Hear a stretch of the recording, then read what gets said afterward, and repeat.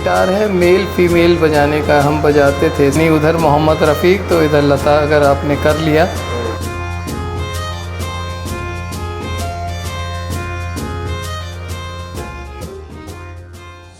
देखो, कहा जाता है म्यूज़िक की ना कोई लैंग्वेज नहीं होती है, उसे समझने के लिए कोई भाषा आपको जानने की ज़रूरत नहीं है। और आज हम एक ऐसी जगह पे मौजूद हैं जहाँ पे म्यूज़िक क्रिएट करने वाले इंस्ट्रूमेंट्स की ये गैलरी है, जहाँ ऐसे ऐसे इंस्ट्रूमेंट्स आपको देखने को मिलेंगे शायद आपने कभी नाम सुना होगा और कभी नहीं भी सुना होगा। मैं हूँ बिग एफएम से आरजे राजेश्वरी और मेरे साथ हैं डॉक्टर IM रोहतगी जी, जो कि यहाँ से हमें जो है ना बता रहे हैं कि कौन कौन से इंस्ट्रूमेंट है और इन्हीं की इंस्पिरेशन, इन्हीं की जो इमेजिनेशन है ना वो आपको यहाँ पे दिखाई देगी। तो सर, सबसे पहले तो ये जानना चाहेंगे कि कोई भी चीज़ करने के लिए एक इंस्पिरेशन की ज़रूरत पड़ती है, तो व्हाट इंस्पायर्ड यू कि आप ऐसी कोई एक गैलरी बनाएं? क्योंकि उत्तर प्रदेश में और ऐसी बेसिकली मुझे तो पहली एक ऐसी गैलरी देखने को मिली है जहाँ पे इतने अच्छे अच्छे इंस्ट्रूमेंट्स हो। ये मैं जब स्टूडेंट लाइफ थी तो म्यूज़िक सीखता था, और म्यूज़िक सीखने में उस समय जब यूथ फेस्टिवल वगैरह में जाने को मिलता था, डिस्ट्रिक्ट के कंपटीशंस में, तो मेरी प्लेस लगती थी, अच्छी प्लेस लगती थी, पहली दूसरी प्लेसेस।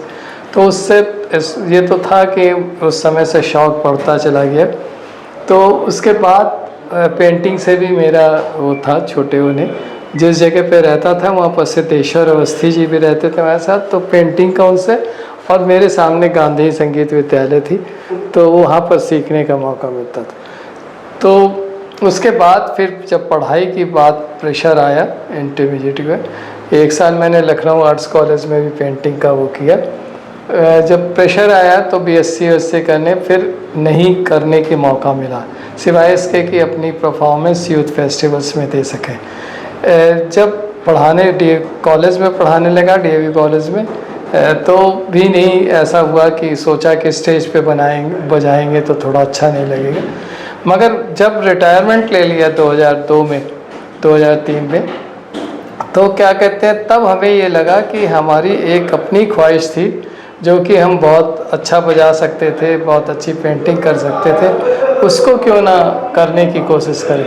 तो वो मैंने जो है वो फिर उस पर आए कि ऐसा दिमाग में रखा और करना शुरू किया। पहले से भी थोड़ा थोड़ा करते थे मगर करना शुरू किया और आज इस स्टेज पे पहुंच गए। सर, कानपुर वाले अगर चाहें तो कैसे इस पे विजिट कर सकते हैं, क्या प्रोसीजर होता है, कैसे? ये 3 बजे से हम 7 बजे तक लगभग एक लेडी हैं वो खोलती हैं और बैठती हैं। उस समय कोई भी आकर देख सकता है, विजिट कर सकता है। हमारी इसके अलावा जो इंस्ट्रूमेंट्स के अलावा पेंटिंग की भी आपने देखा होगा कि पेंटिंग कलेक्शन भी है, तो उनका जैसा इंटरेस्ट हो म्यूज़िक एंड आर्ट से तो वो यहाँ से देख सकते हैं। किसी तरीके का कोई चार्ज नहीं? कोई सवाल ही नहीं। तो आप देख सकते हैं कि जिस तरीके से इस आर्ट गैलरी को हम आपको दिखा रहे हैं, इसका विजिट भी कराएंगे आपको। जैसे कि ये आप देख रहे हैं, ये रुद्र वीणा है, तमाम तरीके के वो इंस्ट्रूमेंट्स हैं जो आप नहीं देखेंगे आम दिनों में। अगर आप बात करें तो ये इंस्ट्रूमेंट देखने को नहीं मिलते हैं, लेकिन अगर आपको देखना है तो कानपुर में आप यहाँ पर विजिट करिए। रोहतगी आर्ट गैलरी जो है, यहाँ पर आकर के आप इसे विजिट कर सकते हैं। चलिए आपको पहले विजिट कराते हैं। जो है वो इंस्ट्रूमेंट्स हैं, यानी मोहरी है, सब ओरिजिनल रखने से हमें को क्या है कि 90s के दौर के हैं। एक कॉस्टली गैलरी है कि एक एक इंस्ट्रूमेंट जैसे ये है 70,000 का होगा, तो अगर कॉस्ट करें तो बहुत हो जाती है। 13वीं शताब्दी में ये हाथ का तरीका था, यूँ बजाकर बस उसको स्वर लेके गाते थे। ये जितने इंस्ट्रूमेंट्स हैं सब बजने वाले हैं, फूक से बजाने वाले।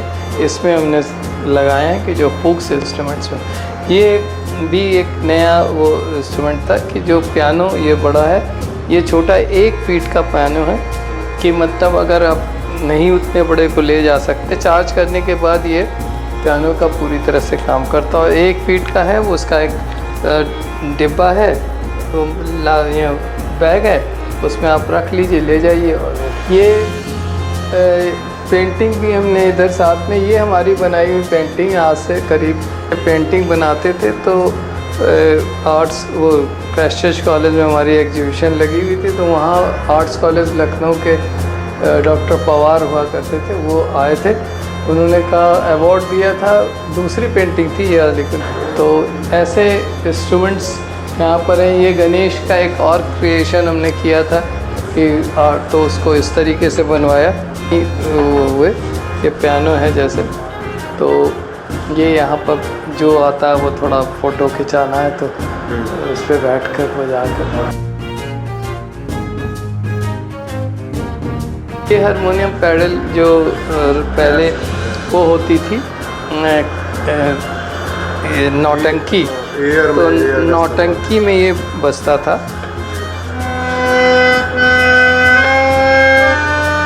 तो ये अब मिलना बहुत मुश्किल काम है। तो ये जर्मन रीड्स का है, तो ये हारमोनियम बहुत ही बजने में बहुत अच्छा। और ये गिटार है मेल फीमेल बजाने का, हम बजाते थे नहीं, उधर मोहम्मद रफ़ीक तो इधर लता। अगर आपने कर लिया तो जब उस पे जाएंगे तो वो मोहम्मद रफ़ीक की उसमें थोड़ा देगा भारी आवाज़ जेंट्स की, और इधर जब चलाएंगे तब ये आपने लता यानी हमने फिर ये ऐसा देखा नहीं। तो ये संतूर है, ये संतूर वादक रहे लोग। तो ये हमने एक यहाँ पर इस वाले में गूगल में जाएंगे तो रावण शंकर को खुश करने के लिए इसको रावण हत्ता कहते हैं। ये रावण हत्ता रावण बजाया करता था, और उस अभी बजता राजस्थान में बजाते हैं, मगर बहुत रेयर लोग रह गए।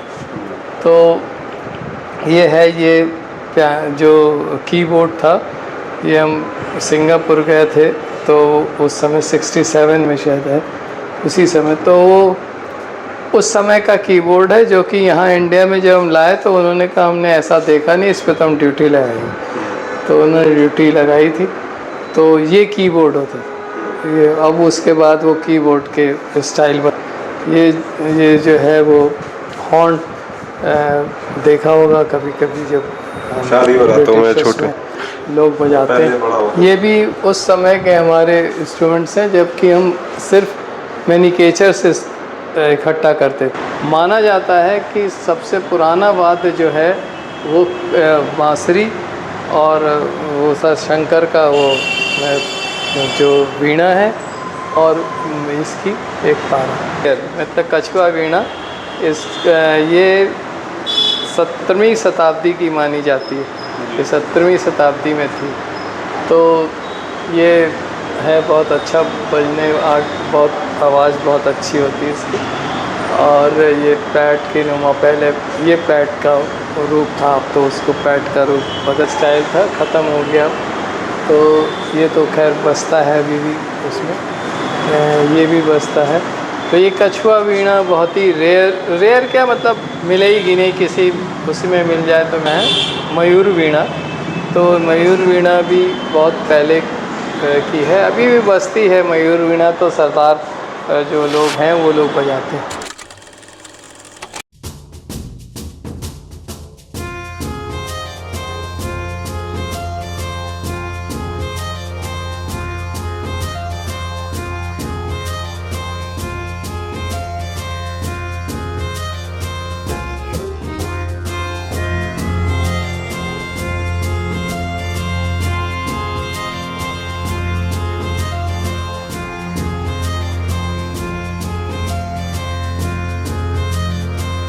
ऐसे ये है, ये छोटा मोटा वो नहीं है, ये जो है ये आप सुनार के वहाँ का है। ये बांदा किसे लेकर आए थे, तो वहाँ पर जितने पत्थर उसमें पेड़ नेचुरल है सलवार, तो उसमें पेड़ आकर दब गया और दो पत्तों उसने अपना वो दे दिया, तो अपनी इमेज दे दी।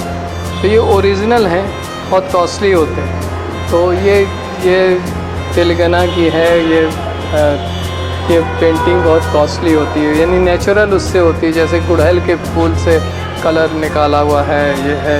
तो ये ऐसी चीज़ें भी हमने डिस्प्ले कर ये जैसे विचित्र वीणा है, ये शंकर ने माँ पार्वती को देखकर रचा था। और इसके साथ साथ जो उधर एक हमारी वीणा है बताएंगे, तो ये वीणा जो है ये विचित्र वीणा है, और उधर रुद्र वीणा उधर की। रुद्र वीणा रावण जो है, रावण बजाता था। अभी अगर रामायण जो आ रही है अगर आप देखेंगे तो ये रावण इसी को बजाता हुआ दिखेगा कि वो बजा रहा है।